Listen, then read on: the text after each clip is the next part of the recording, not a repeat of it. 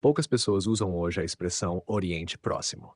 No entanto, ela sobrevive no campo dos estudos de história antiga, enraizada numa tradição acadêmica do século XIX, quando o termo designava os restos do Império Otomano nas margens orientais do Mar Mediterrâneo. Atualmente, usamos Oriente Médio para nos referirmos a essa área geográfica, mas os dois termos não coincidem exatamente, e historiadores da antiguidade e arqueólogos continuam a falar em Oriente Próximo. Esse hábito, por si só, já introduz certa indefinição quanto ao que constitui a história antiga dessa região, e os limites geográficos podem variar bastante de um estudo para outro. Por isso, algumas definições sobre o que este livro abrange se fazem necessárias. Nesta abordagem da história, Oriente Próximo designa a região que vai da costa oriental do Mediterrâneo até o centro do Irã e do Mar Negro até o Mar Vermelho. O Egito, cuja história antiga se entrelaça com a do Oriente Próximo em diversos momentos, não é incluído, exceto quando seu império se estendeu até a Ásia na segunda metade do segundo milênio. Os limites permanecem vagos porque, em essência, estudamos um conjunto de áreas centrais, cujo alcance variou em diferentes períodos.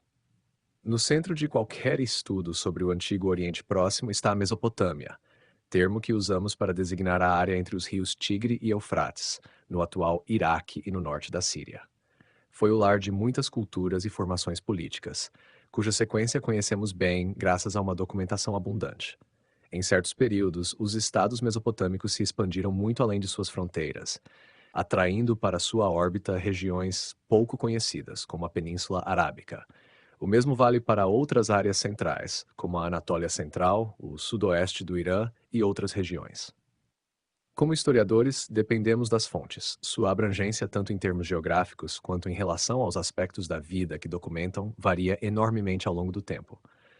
Quando registram alguma atividade em determinado local, esse lugar passa a fazer parte do Oriente Próximo. Quando não, temos pouco a dizer. A história antiga do Oriente Próximo é como um quarto escuro, no qual as fontes oferecem pontos isolados de luz, alguns mais intensos que outros. Elas iluminam com especial clareza certos lugares e períodos, mas les deixam muito escondido nas sombras. Cabe ao historiador tentar compreender o todo.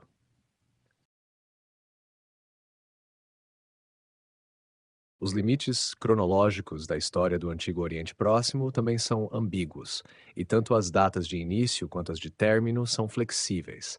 Se considerarmos que a história depende de fontes escritas, como a tradição frequentemente pressupõe, o surgimento da escrita na Babilônia, por volta de 3000 antes da Era Comum, deve ser visto como o início da história. No entanto, a escrita foi apenas uma entre várias inovações que possuem raízes em tempos anteriores, e os primeiros textos não contêm informações históricas compreensíveis, além do fato de que as pessoas já sabiam escrever.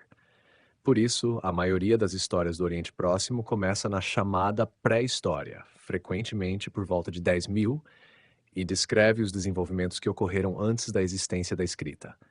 Durante esses 7.000 anos, ocorreram tantas transformações significativas nos modos de vida humanos que elas merecem um tratamento aprofundado, com base em fontes e metodologias arqueológicas.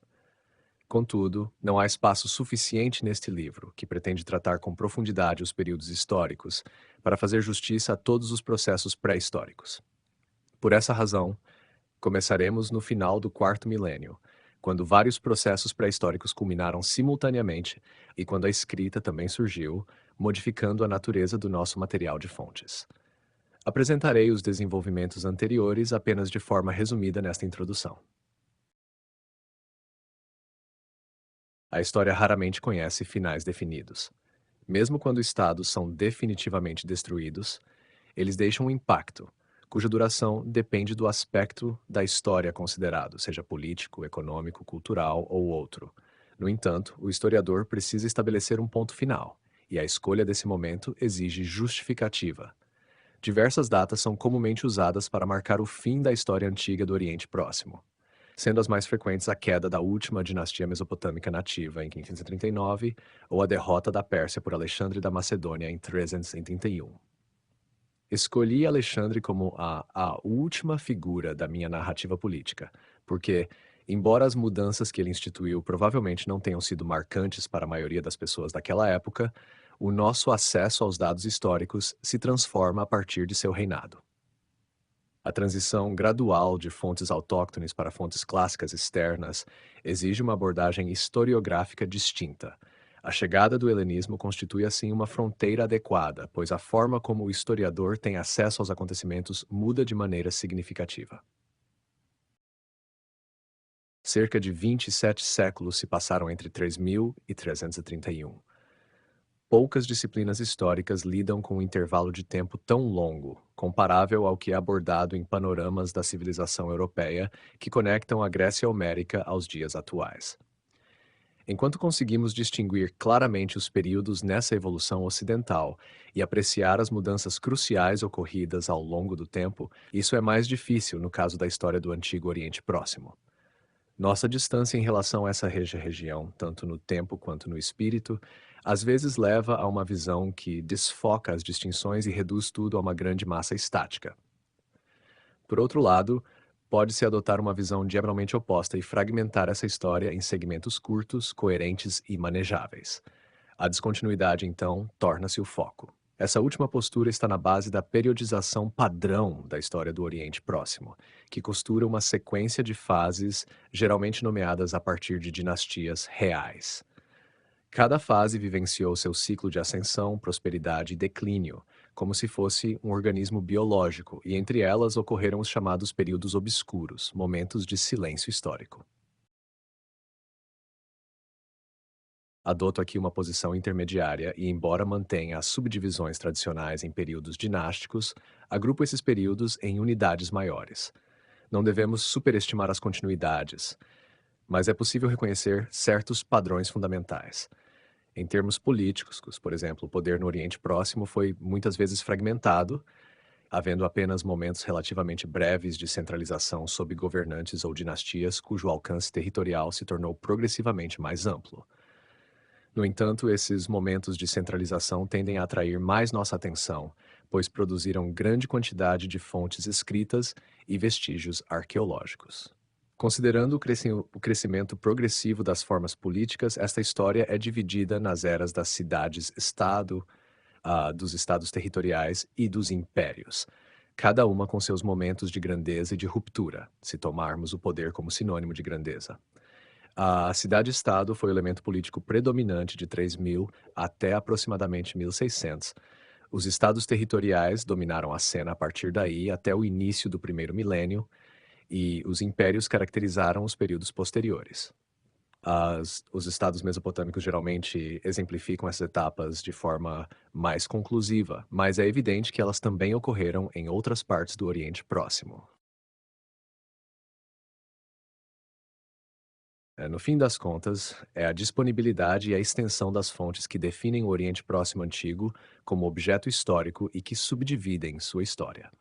Documentação escrita e arqueológica abundante aparece em certos lugares e momentos específicos. Essas regiões e períodos formam o núcleo do campo de estudo.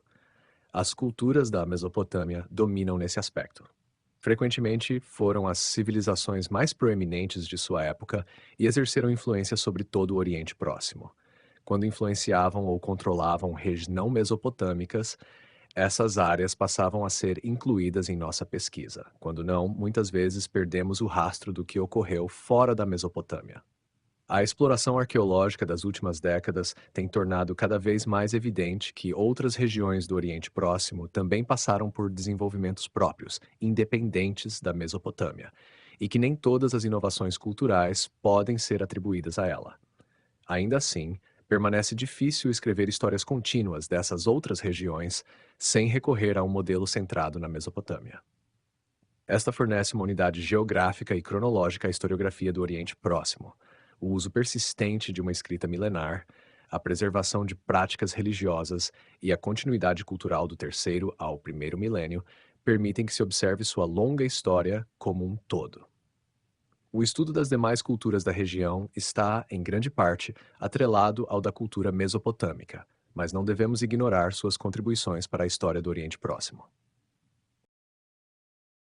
A presença de fontes determina os contornos da história do Antigo Oriente Próximo. Felizmente, elas são incrivelmente abundantes e variadas ao longo dessa longa trajetória histórica. Os textos, principal fonte para o historiador, sobreviveram aos milhares. Uma estimativa recente fala em mais de 1 milhão. Desde cedo, reis gravavam inscrições em monumentos de pedra, né? Muitos dos quais estiveram entre os primeiros achados arqueológicos na Mesopotâmia em tempos modernos. Mais importante, no entanto, foi a tábua de argila, o suporte de escrita desenvolvido no sul da Mesopotâmia e adotado por todas as culturas do Oriente Próximo. Esse material apresenta uma durabilidade notável no solo seco da região, e textos que vão desde o recebimento de uma única ovelha até a longa epopeia de Gilgamesh são abundantes. A sobrevivência de inúmeros documentos de uso cotidiano distingue o Antigo Oriente Próximo de outras culturas antigas. No Egito, na Grécia e em Roma, coisas semelhantes foram escritas, mas em pergaminho e papiro, materiais que só sobreviveram em condições excepcionalmente favoráveis. Os escritos do Oriente Próximo Antigo são ricos não apenas em quantidade, mas também na diversidade de temas abordados: economia, obras reais, campanhas militares, administração pública, literatura, ciência e muitos outros aspectos da vida estão amplamente documentados. O material arqueológico tornou-se cada vez mais importante como uma das ferramentas do historiador. As escavações não apenas nos permitem afirmar, por exemplo, que os hititas estiveram presentes no norte da Síria no século XIV, como também possibilitam o estudo das condições materiais de vida que tiveram naquela região. O Oriente Próximo está coberto de montes artificiais formados ao longo dos séculos pelos detritos da ocupação humana. Esses montes são chamados de Tel, em árabe, Tepe em persa e Huyuk em turco, termos que aparecem com frequência nos nomes dos sítios arqueológicos. As possibilidades de escavação são tão vastas que, apesar de mais de 150 anos de trabalho, mal arranhamos a superfície. Cidades importantes como Uruk, Babilônia, Nínive e Hattusa vêm sendo exploradas há décadas e revelaram inúmeros edifícios, monumentos, objetos e textos. No entanto, ao se comparar o que foi descoberto com o que ainda está enterrado, fica evidente que estamos apenas no início. Restam milhares de sítios inexplorados, muitos dos quais jamais poderão ser investigados de forma sistemática, como represas, estradas e projetos agrícolas continuam a ser construídos, ameaçando destruir sítios antigos. Os esforços de resgate frequentemente determinam quais locais serão escavados.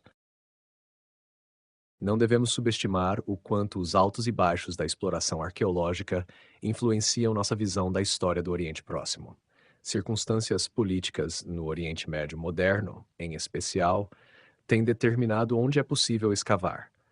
A competição imperial entre Grã-Bretanha e França em meados do século XIX levou seus representantes a concentrarem esforços nos grandes sítios do norte do Iraque, na região da Assíria. Lá encontraram os monumentos mais impressionantes, que foram exibidos em museus nacionais e despertaram o interesse inicial pela história assíria. Somente mais tarde, no mesmo século, quando aumentou a preocupação com as origens, arqueólogos passaram a explorar sistematicamente o sul do Iraque em busca dos antigos sumérios. Eventos mais recentes tiveram um impacto dramático sobre a pesquisa arqueológica. A Revolução Iraniana de 1979, as guerras no Iraque em 1991 e 2003, a atual guerra civil na Síria e outros conflitos obrigaram arqueólogos a abandonarem projetos, especialmente no coração da Mesopotâmia. Como resultado, buscaram novas áreas de trabalho em regiões antes consideradas periféricas, o que acabou por destacar os desenvolvimentos locais nesses lugares. Consequentemente, isso nos forçou a reconsiderar a primazia e a suposta dominância da Mesopotâmia em muitos aspectos da história. Um ponto final precisa ser destacado sobre a distribuição e a natureza das fontes. No Antigo Oriente Próximo, há uma correlação direta entre a centralização política do poder, o desenvolvimento econômico, a construção de arquitetura monumental e o aumento da produção de documentos escritos de todos os tipos. Assim, tanto as fontes arqueológicas quanto as textuais acentuam os momentos de força política. A história é, por natureza, uma ciência positivista, no sentido de que lidamos com aquilo que foi preservado, e por isso se concentra necessariamente nos períodos para os quais existem mais fontes disponíveis. Entre esses períodos surgem os chamados períodos obscuros. Ainda assim, Há uma cobertura quase contínua ao longo dos 3 milênios de história do Antigo Oriente Próximo, e em certos momentos as fontes são extremamente abundantes. O que está disponível, por exemplo, para a Babilônia do século 21 antes da Era Comum, supera em número e em escopo a documentação escrita de muitos períodos posteriores da história. O Antigo Oriente Próximo fornece, portanto, as primeiras culturas da história mundial em que é possível realizar uma pesquisa histórica verdadeira e detalhada. Nessa pesquisa, no entanto, é essencial mantermos plena consciência da natureza das fontes. Como elas derivam quase exclusivamente das instituições e dos indivíduos que detinham o poder, concentram-se em suas atividades e apresentam seu ponto de vista. Sempre relatam os sucessos dos reis, por exemplo, nunca seus fracassos. Mostram os detentores do poder como os únicos agentes das sociedades, ignorando pessoas e processos que se opunham às suas ações ou que enfraqueciam sua eficácia. É fácil, portanto, ser levado a ver a história do Oriente Próximo como uma longa sequência de feitos gloriosos de reis cujo controle sobre suas sociedades teria sido absoluto. Mas isso certamente não corresponde à realidade. Ao longo de toda essa história, políticas falharam, forças contrárias atuaram, indivíduos e comunidades escaparam ao controle que as fontes oficiais proclamam ter existido, e assim por diante. Contranarrativas existiram, mas não podemos recuperá-las por meio de relatos explícitos. Em vez disso, precisamos questionar as fontes que temos, ler nas entrelinhas para equilibrar a imagem. O Oriente Próximo é uma vasta massa de terra situada na interseção de 3 continentes: África, Ásia e Europa. 3 placas tectônicas se encontram nessa região, e seus movimentos determinam a geologia local. A placa arábica pressiona para o norte por baixo da placa iraniana, empurrando-a para cima e sendo forçada para baixo. Onde essas duas placas se encontram, forma-se uma longa depressão que se estende do Mar Mediterrâneo até o Golfo Pérsico, e nela correm os rios Tigre e Eufrates, transformando o deserto em terras altamente férteis onde suas águas alcançam. As placas africana e arábica se encontram na extremidade ocidental do Oriente Próximo e são separadas por um vale estreito ao lado das montanhas Amanos e do Líbano, que correm paralelas à costa do Mediterrâneo. Há pouco espaço para assentamentos costeiros, exceto no sul, onde a planície se alarga.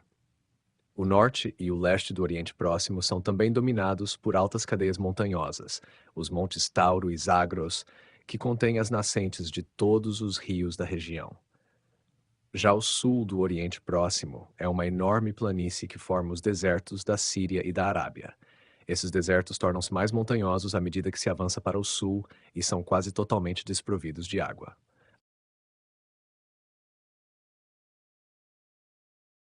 Fenômenos geológicos, como terremotos e erupções vulcânicas, assim como os efeitos do vento, da chuva e da água, criaram uma região altamente diversa. Em claro contraste com a visão popular do Oriente Médio como uma planície monótona e plana, a variação dos ambientes naturais é enorme, abrangendo desde grandes áreas pantanosas até vastos desertos áridos, e desde zonas aluviais de baixa altitude até altas cadeias montanhosas. Mesmo em escala local, existe uma grande variação ecológica em microambientes distintos. 2 exemplos ilustram essa diversidade. A Babilônia, área entre o Golfo Pérsico e a atual Bagdá, pode parecer, à primeira vista, uma região pouco diversa, dependente da irrigação pelos rios Eufrates e Tigre para sua sobrevivência. No entanto, esse trecho continha zonas ecológicas bastante distintas. O norte era um planalto desértico, onde a agricultura só era possível nos estreitos vales dos rios. Um pouco mais ao sul, os rios entravam numa planície aluvial plana, mas ainda com canais bem definidos, permitindo a irrigação de campos quadrados. Ao sul da cidade da Babilônia, os rios se ramificavam em braços móveis e rasos, correndo quase sobre a superfície da terra, com numerosos canais artificiais que levavam água para campos alongados. Por fim, próximo ao Golfo Pérsico, vastos pântanos tornavam a agricultura impossível. Em cada uma dessas zonas havia nichos ecológicos distintos em proximidade imediata, dependendo do acesso à água e de outros fatores, e cada um oferecia uma variedade de recursos: peixes e juncos nos pântanos, forragem para rebanhos de ovelhas na estepe do norte e assim por diante. A extensão e a localização desses nichos variavam ao longo do tempo, devido a fatores naturais e à atividade humana, e a paisagem sofria transformações. Mas a diversidade natural sempre foi uma característica marcante da região, que resumidamente chamamos de Babilônia. Nas montanhas do Líbano havia uma diversidade ecológica ainda maior. O Vale do Bekaa, situado entre as cadeias do Líbano e do Antilíbano, tem cerca de 100 quilômetros de comprimento por 25 quilômetros de largura. No mapa, essa área relativamente pequena pode parecer uniforme, mas há diferenças locais marcantes. As altas montanhas provocam um grande volume de chuvas no lado ocidental, tornando o lado oriental, por consequência, seco. As nascentes, embora numerosas, estão distribuídas de forma irregular pela região, e o rio Orontes não é uma boa fonte de água para irrigação. Áreas úmidas alternam-se com zonas muito secas. Regiões de horticultura intensiva convivem com outras onde apenas pastores nômades conseguem sobreviver. O vale constitui, assim, um conjunto do que se costuma chamar de microecologias, cada uma permitindo modos de vida distintos. Dentro dessa vasta região, é preciso reconhecer uma grande variabilidade no ambiente natural. No entanto, existem certas características fundamentais que têm importantes repercussões para a subsistência de seus habitantes. A agricultura, condição prévia para o assentamento permanente de grandes populações, é difícil. As chuvas são escassas quase em toda parte, pois as altas montanhas no oeste deixam grande parte do Oriente Próximo na chamada sombra de chuva. A agricultura que depende apenas da precipitação, chamada de agricultura de sequeiro, exige no mínimo 200 milímetros de água por ano. O isoieta dos 200 milímetros, ou seja, a linha que liga pontos com igual índice de precipitação, traça um grande arco desde o sul do Levante até o Golfo Pérsico. As montanhas e suas encostas recebem mais as chuvas, as planícies muito menos ou quase nenhuma. Mas essa linha no mapa é enganosa. A variação anual é grande, e existe uma ampla zona marginal que em alguns anos recebe chuva suficiente e em outros não.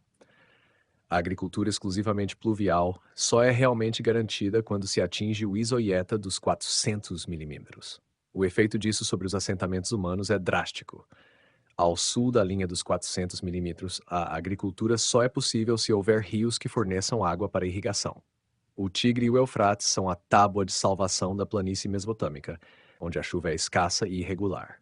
Esses dois rios e seus afluentes, o Balik, o Habur, o Zab Maior e o Zab Menor, o Diyala, o Kerké e o Karun, têm suas nascentes nas montanhas da Turquia e do Irã, onde são alimentados por chuvas e neve. Como rios perenes, sua água pode aproveitada para irrigar plantações, desde que haja um manejo cuidadoso e com o uso de técnicas que discutiremos mais adiante neste capítulo. Longos períodos de seca podem muito bem ter ocorrido ao longo do intervalo de tempo que estudamos aqui.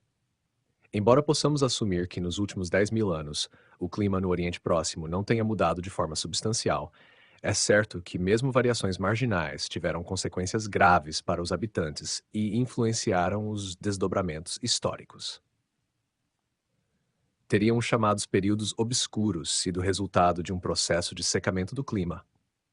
Isso teria tornado inviável a agricultura de sequeiro em regiões que dela dependiam e teria reduzido o nível dos rios a ponto de comprometer severamente as áreas irrigadas. Ou deveríamos concentrar nossa atenção em fatores humanos ao tentar explicar tais períodos? Veremos que as explicações para o declínio e o colapso são sempre complexas e envolvem múltiplos fatores. O clima provavelmente desempenhou um papel em muitas ocasiões, mas, infelizmente, não há dados suficientes sobre o clima antigo que nos permitam utilizá-lo como explicação histórica satisfatória para as mudanças políticas e econômicas drásticas que observamos. Uma segunda característica importante da geografia diz respeito às fronteiras. Estas eram formadas por montanhas, mares e desertos, todos passáveis, mas apenas em pontos específicos e com o uso de tecnologias ou recursos especiais. As montanhas de Zagros e Tauro constituíam barreiras maciças para os estados da Mesopotâmia, podendo ser acessadas apenas pelos vales fluviais. A expansão militar, portanto, era sempre limitada nessas regiões, mesmo por potências tão poderosas quanto a Síria. No Levante, as cadeias montanhosas deixavam apenas um corredor estreito para o deslocamento entre o norte da Síria e o Egito, e o controle de um único vale podia bloquear completamente a passagem entre os dois. As montanhas também abrigavam diversos grupos que os estados que estudaremos foram incapazes de governar. Para os habitantes das planícies, as montanhas frequentemente representavam um cenário temido e inóspito. Os mares formavam um tipo muito diferente de fronteira, sendo o Mar Mediterrâneo e o Golfo Pérsico os mais importantes. Embora funcionassem como limites naturais, uma vez atravessados, proporcionavam acesso a regiões distantes. O Golfo Pérsico e os pântanos em sua cabeceira formavam o limite meridional da Mesopotâmia, mas desde o quinto milênio, os mesopotâmios navegavam em embarcações rudimentares pelas costas do Golfo. No final do quarto milênio, é possível que marinheiros tenham alcançado o Egito por essa via, e nos séculos do terceiro e do início do segundo milênio, contatos marítimos diretos com o Vale do Indo tornaram-se comuns. O Mediterrâneo representava uma realidade diferente. Havia poucos portos ao longo de sua costa e nenhum ao sul de Jope, atual Jaffa. No entanto, já no final do terceiro milênio, povos do Egeu começaram a navegar até a costa sírio-palestina. E, na segunda metade do segundo milênio, a navegação por todo o Mediterrâneo Oriental tornou-se comum. Por volta de 1200, inovações tecnológicas permitiram que os habitantes dos portos sírio-palestinos realizassem viagens de longa distância, alcançando todo o Mediterrâneo. No primeiro milênio, os fenícios estabeleceram colônias tão distantes quanto a Espanha e a costa atlântica do norte da África.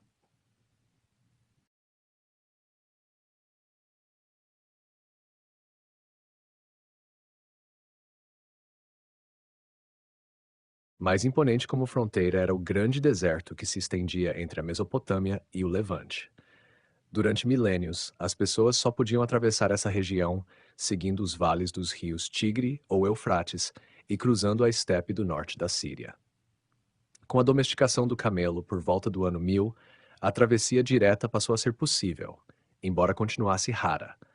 Mesmo quando pequenos grupos conseguiam cruzar o deserto diretamente, a escassez de água ainda obrigava os exércitos a tomarem a rota mais longa, passando pelo Levante e pelo norte da Síria, para ir do Egito à Mesopotâmia.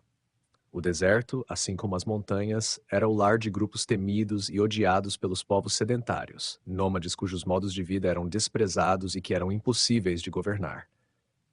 Mesmo que o deserto pudesse ser atravessado, os estados do Oriente Próximo não conseguiam subjugar seus habitantes.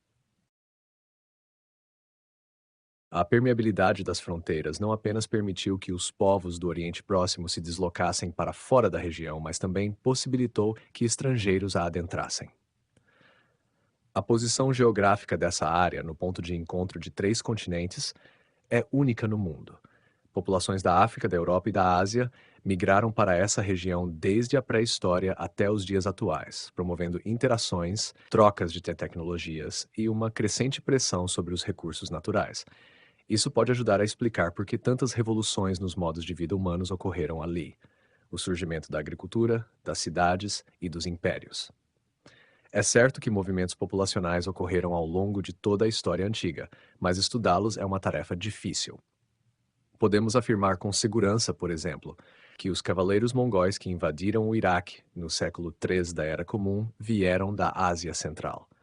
Mas não temos a mesma certeza quanto à origem dos hititas. Talvez, por falarem uma língua indo-europeia, tenham vindo de uma região ao norte da Índia e chegado à Anatólia no início do segundo milênio. No entanto, a suposta pátria original indo-europeia ao norte da Índia pode ser apenas uma construção ilusória, e é possível que falantes de línguas indo-europeias já residissem na Anatólia desde a pré-história, surgindo nos registros históricos apenas no segundo milênio.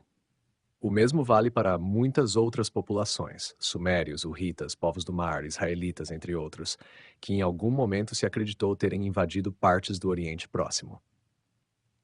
Retomando a metáfora anterior, o Oriente Próximo é uma área iluminada em um mundo de trevas pré-históricas. Quando um povo surge repentinamente nesse foco de luz, muitas vezes é impossível determinar se veio de longe, de perto, ou se sempre esteve na região onde aparece pela primeira vez na documentação. Devemos empreender o estudo da longa evolução cultural da pré-história a partir de uma perspectiva que leve em consideração todo o Oriente Próximo. Apesar da grande diversidade ecológica da região, observam-se desenvolvimentos simultâneos em vários locais. A cronologia absoluta dos eventos ainda é incerta e objeto de debate, mas já temos uma boa noção das tendências gerais. Especialmente com o início do período Neolítico, por volta de 9000, ocorreram importantes transformações culturais que estabeleceram as bases para as civilizações históricas posteriores. O desenvolvimento tecnológico mais crucial foi a agricultura, que tornou possível a permanência de grandes grupos humanos em um mesmo local durante todo o ano. O Oriente Próximo foi a primeira região do mundo onde a agricultura foi inventada. Esse processo levou vários milênios e envolveu a domesticação de plantas, principalmente cereais e de animais. Os sítios arqueológicos onde essas transformações podem ser observadas estão geralmente localizados nas fronteiras entre diferentes zonas ecológicas, cujos ocupantes aproveitavam uma grande diversidade de recursos vegetais e caçavam diferentes tipos de animais. A diversidade natural descrita anteriormente pode ter sido de fato uma das razões pelas quais a agricultura se desenvolveu tão precocemente no Oriente Próximo. As populações estavam tão acostumadas a ter acesso a uma variedade de alimentos que começaram a buscar formas de garantir esse suprimento, intervindo nos ciclos de crescimento de plantas e animais. Além disso, por acaso, os recursos selvagens disponíveis na região eram mais propícios à domesticação do que os encontrados em outras partes do mundo. O trigo e a cevada, por exemplo, quando colhidos, podem ser armazenados por muito mais tempo do que a maioria das plantas africanas. Durante milênios, a humanidade viveu da coleta local de alimentos, deslocando-se quando os recursos se esgotavam. A caça provavelmente complementava uma dieta baseada principalmente em cereais silvestres, frutas, leguminosas, peixes, moluscos e tudo mais que o ambiente oferecesse. Esse estilo de vida não deve ser considerado necessariamente como duro ou penoso. Estudos etnográficos mostram que a vida dos primeiros agricultores era, na verdade, mais árdua do que a dos caçadores-coletores, especialmente nas áreas do Oriente Próximo, ricas em recursos naturais, onde o alimento podia ser obtido com relativa facilidade. Por isso, a questão de por que os seres humanos optaram pela agricultura continua difícil de responder. O desejo de viver em comunidades maiores pode ter sido uma das principais forças impulsionadoras dessa transição. Alguns sítios pré-históricos revelam uma notável disposição para a cooperação coletiva, mesmo antes do surgimento da agricultura. O recentemente descoberto sítio de Göbekli Tepe, no sudeste da Anatólia, contém estruturas monumentais de pedra com imagens esculpidas, algo que só poderia ter sido construído por grandes grupos de trabalhadores. Esses grupos provavelmente vieram de diversas comunidades forrageiras da região, reunindo-se no local para o que se pode chamar de cerimônias religiosas. A fixação permanente tornava essas interações mais fáceis e frequentes. O controle direto do suprimento de alimentos por meio da agricultura de cereais foi alcançado ao longo de uma série de etapas, provavelmente involuntárias, entre o Besnsgerd e o Sétimo Milênio, à medida que os seres humanos se tornaram mais experientes no plantio, no manejo, na colheita e no armazenamento. Os cereais silvestres apresentam duas características que dificultam o consumo humano. Possuem caules frágeis, o que faz com que as sementes se soltem e caiam ao solo antes da colheita. E suas sementes são envolvidas por cascas duras, que dificultam o acesso e servem para evitar a germinação precoce. Durante a colheita, as pessoas tendiam a recolher mais sementes das plantas com caules mais fortes, cujas sementes ainda estavam presas. Ao semeá-las novamente, favoreciam inconscientemente a propagação dessas variedades mais resistentes. De maneira mais deliberada, é possível que também tenham escolhido para o plantio os grãos com cascas mais finas, propagando assim espécies mais fáceis de processar. Ao longo de muitos séculos, os humanos modificaram geneticamente os cereais por meio da seleção e do cruzamento. Os trigos selvagens Einkorn e Emmer, que cresciam no Oriente Próximo, passaram por mutações e deram origem às variedades modernas de trigo, como o trigo panificável, bread wheat, e o trigo club wheat. A caça seletiva de animais selvagens substituiu gradualmente a matança indiscriminada anterior. As pessoas passaram a bater rebanhos silvestres com o objetivo de manter um equilíbrio adequado de idade e gênero, além de protegê-los de predadores naturais. Ovelhas e cabras foram os animais mais comumente domesticados, e entre eles se preferiam os exemplares que ofereciam mais recursos, como as ovelhas com pelagem espessa de lã. Com o tempo, os seres humanos passaram a controlar todos os aspectos da vida desses animais, cujo comportamento já havia se afastado completamente do de seus ancestrais selvagens, e cujos atributos físicos também haviam se transformado profundamente.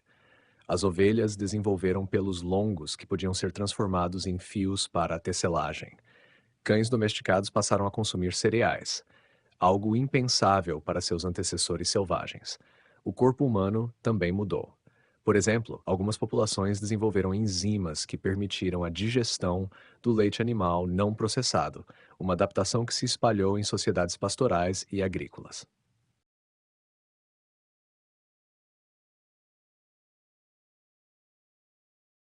Portanto, não houve uma mudança súbita da caça-coleta para a agricultura, mas sim um processo lento e gradual, durante o qual as pessoas passaram a depender cada vez mais dos alimentos que cultivavam, embora continuassem a complementar sua dieta com recursos silvestres. É evidente que esse processo não foi irreversível. Em certas circunstâncias, populações precisaram retornar ao modo de vida caçador-coletor ou aumentar o consumo de alimentos selvagens, quando os recursos domesticados não eram suficientes para atender às suas necessidades. Devemos ter em mente que ambos os estilos de vida coexistiam na mesma área geográfica. A agricultura se desenvolveu justamente onde os recursos silvestres eram abundantes.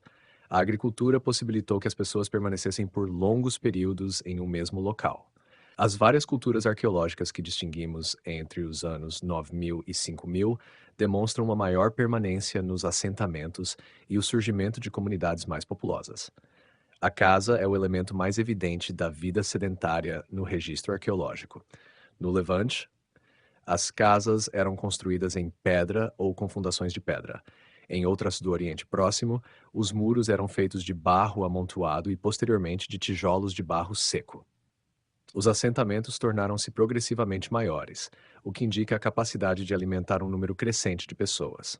A transição de casas redondas para casas retangulares que ocorreu no nono milênio mostra que grupos maiores passaram a coabitar, possivelmente com algum tipo de hierarquia social e uma especialização no uso dos ambientes. Nas vilas mais antigas do nono milênio, as pessoas usavam recipientes de argila para armazenar cereais, tanto silvestres quanto domesticados. Já no sétimo milênio, desenvolveram a cerâmica cozida. Embora talvez não tenha sido uma revolução tecnológica, pois representava apenas uma extensão de práticas anteriores de armazenamento e modelagem de argila, a cerâmica facilitou o cozimento dos alimentos e permitiu o armazenamento seguro de bens. Coincidentemente, a cerâmica tornou-se uma ferramenta extremamente útil para os arqueólogos no processo de datação de vestígios escavados, em parte porque foi uma tecnologia em constante transformação. Por volta de 7000, já existiam vilarejos completamente agrícolas por todo o Oriente Próximo, todos eles localizados em áreas com precipitação suficiente para o cultivo. A partir desse momento, o foco dos desenvolvimentos tecnológicos deslocou-se para o leste, especialmente para a região situada abaixo da zona de agricultura de sequeiro, ou seja, as planícies da Mesopotâmia. Logo após 7000, comunidades agrícolas começaram a se estabelecer em áreas do norte da Mesopotâmia, onde a quantidade de chuvas era insuficiente, tornando necessária a irrigação. A tecnologia de conduzir água de rios e bacias até os cultivos já era utilizada anteriormente em regiões como o Levante, mas, com a expansão dos assentamentos para zonas áridas, a irrigação passou a ser essencial. Isso representou uma mudança radical na relação dos agricultores com as plantas cultivadas. Antes, eles estimulavam o crescimento de cereais em regiões onde essas espécies também existiam em estado selvagem. Agora, introduziam essas plantas em ambientes onde não cresciam naturalmente, tornando-as totalmente dependentes do cuidado humano. Os desafios enfrentados na Mesopotâmia eram consideráveis. Diferentemente do Nilo, no Egito, que fornece água no final do verão, exatamente quando se inicia a preparação dos campos úmidos para o plantio, os rios Tigre e Eufrates enchem na primavera tardia, momento em que o excesso de água pode destruir as plantas quase maduras. Quando chega a época do plantio, os rios estão em seu nível mais baixo. Por isso, os agricultores mesopotâmicos precisavam construir canais e reservatórios para armazenar a água e liberá-la nos campos apenas quando necessário. O sistema de irrigação não precisava ser muito elaborado e comunidades pequenas podiam administrá-lo. No entanto, era indispensável conhecer bem os ciclos dos rios e das plantações, o que exigia planejamento e organização para garantir a irrigação adequada com base nas águas dos rios mesopotâmicos. Pequenos sistemas de irrigação surgiram primeiro nas encostas dos Montes Zagros e provavelmente também nas proximidades dos pântanos do sul da Babilônia. No entanto, essa tecnologia precisava ser mais desenvolvida antes de poder ser estendida ao sul da Mesopotâmia, onde a extrema planície do terreno expunha os campos a inundações, especialmente causadas pelo rio Eufrates, que praticamente não possui vale. Esse rio, com seus numerosos braços e canais artificiais, exigia um manejo cuidadoso. Os agricultores não precisavam apenas conduzir a água até os cultivos, mas também protegê-los do excesso. Sempre que um braço do rio transbordava, formava-se um dique natural a partir do acúmulo de sedimentos deixados pela água à medida que perdia velocidade. Embora esses diques pudessem ser reforçados artificialmente e transformados em barreiras, a sedimentação constante fazia com que o leito do rio ficasse mais elevado do que os campos ao redor. Não havia drenagem natural para a água acumulada nos campos, e o clima quente provocava a evaporação intensa, o que elevava os níveis de sal no solo e dificultava o crescimento das plantas. Além disso, após a irrigação, o lençol freático subia, danificando as raízes quando se aproximava demais da superfície. Ainda assim, ao longo dos milênios, os habitantes da Babilônia desenvolveram tecnologias capazes de irrigar áreas cada vez maiores. A agricultura irrigada tornou-se, nos períodos posteriores, a característica marcante da vida econômica na região, aproveitando a alta fertilidade do solo. No entanto, essa fertilidade por si só não foi o único fator que incentivou o povoamento da região. A notável abundância de recursos nos pântanos também teve um papel crucial: juncos para construção e forragem, peixes e outros animais como alimento. A diversidade ecológica tornava o ambiente extremamente atrativo. Entre 6.000 e 5.500, o assentamento permanente na planície inferior da Mesopotâmia tornou-se comum e permaneceu uma característica constante desde então.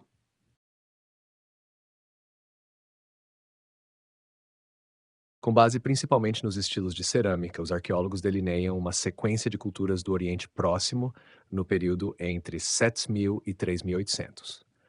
No sétimo milênio, surgem as culturas Proto-Hassuna e Hassuna, nas áreas de agricultura de sequeiro do norte da Mesopotâmia, e a cultura Samarra, localizada na zona irrigada do norte, no final desse mesmo milênio. Uma cultura menos desenvolvida, identificada como Amuk-B, caracterizava o oeste do Oriente Próximo nesse período. No sexto milênio, houve uma grande expansão da cultura Halaf, originária do norte da Mesopotâmia, que se espalhou por toda a zona de agricultura de sequeiro contígua à planície mesopotâmica e chegou até o Levante.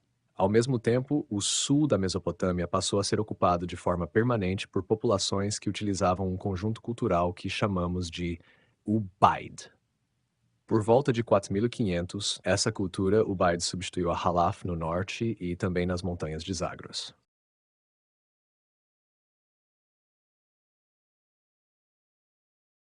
Os aspectos mais notáveis dessas culturas são sua ampla distribuição geográfica e seus contatos de longa distância. Considerando que se tratava de pequenas comunidades, sem qualquer forma de organização além do nível local, o da própria aldeia, a difusão de um conjunto cultural como o da cultura Halaf, desde o Zagros central até a costa do Mediterrâneo, é surpreendente. Os vestígios são limitados e as diferenças locais às vezes se confundem, mas certos elementos da cultura material Halaf são bastante específicos, como a disposição única das casas e as estatuetas de terracota. Além disso, observa-se que materiais de luxo circulavam por distâncias imensas. Por exemplo, a obsidiana, uma pedra vulcânica, era naturalmente encontrada apenas na Anatólia Central, mas foi identificada em sítios espalhados por todo o Oriente Próximo. Muitos arqueólogos acreditam que o sucesso de Çatalhöyük, um grande assentamento na Anatólia Central que existiu entre cerca de 7.200 e 6.000, decorreu do comércio dessa pedra vulcânica. Mesmo bens de prestígio menor eram obtidos em regiões distantes.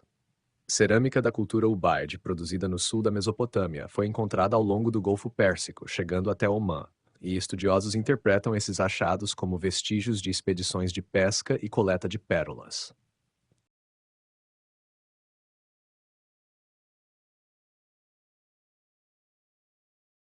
Outra característica marcante dessas culturas antigas é sua longevidade. A cultura Halaf perdurou por quase 1.000 anos, cedendo gradualmente lugar à cultura Ubaid, originária do sul.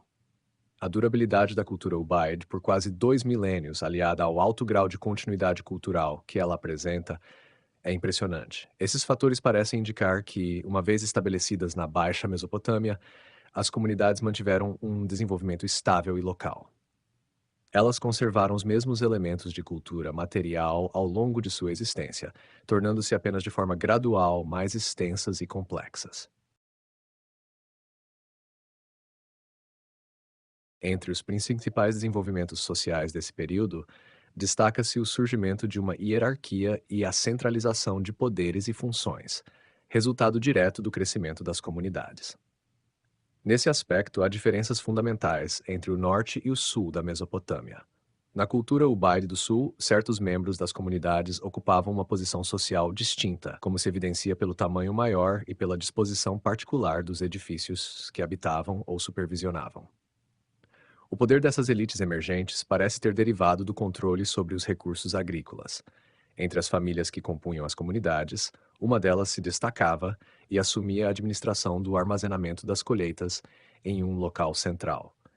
Isso já é visível no sul nesse período. Em contraste, a contemporânea cultura Halaf no norte apresenta um alto grau de homogeneidade social. Quando a cultura Ubaid se espalhou para o território Halaf após 1500, a diferenciação social passou a ocorrer também ali. As novas elites se tornam perceptíveis por meio da posse de bens raros e exóticos, provenientes de regiões distantes. É possível que tenham sido imigrantes vindos do sul que impuseram algum tipo de autoridade política sobre as famílias locais mais frágeis, assumindo o controle do comércio de longa distância.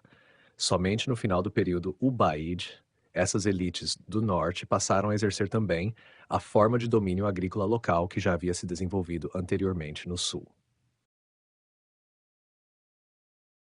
O centro físico dessas funções centralizadas parece ter sido um edifício que já pode ser chamado de templo. A partir de meados do sexto milênio, o sítio de Eridu, próximo ao Golfo Pérsico, apresenta uma sequência de construções cada vez maiores erigidas no mesmo local, culminando com um grande templo datado do final do terceiro milênio. Projetando retrospectivamente as funções dos templos históricos, é provável que desde o início do período Ubaid, esse edifício tenha desempenhado simultaneamente o papel de local coletivo de culto e de centro para a coleta e distribuição de bens agrícolas. Alguns estratos arqueológicos de Eridu contêm grandes quantidades de ossos de peixe, que parecem ser restos de oferendas feitas à divindade. Isso indica o desenvolvimento de uma organização social que ia além da unidade doméstica, com todas as famílias do assentamento participando do culto ao templo. Além disso, desenvolveu-se uma hierarquia entre os assentamentos no extremo sul da Mesopotâmia. Alguns ocupavam de 10 a 15 hectares, enquanto outros, menores e subordinados, variavam entre 0,5 e 2 hectares. Isso demonstra que comunidades individuais passaram a integrar uma organização territorial cooperativa mais ampla, sinalizando os primeiros passos rumo à formação de estruturas políticas centralizadas. As evoluções pré-históricas aqui esboçadas de forma bastante resumida demonstram que muitos dos aspectos culturais característicos da posterior história do Oriente Próximo se desenvolveram ao longo de longos períodos. A culminação desses processos ocorreu no quarto milênio, quando a convergência de diversas inovações levou ao estabelecimento da civilização mesopotâmica. Discutiremos esses eventos com mais detalhes no próximo capítulo.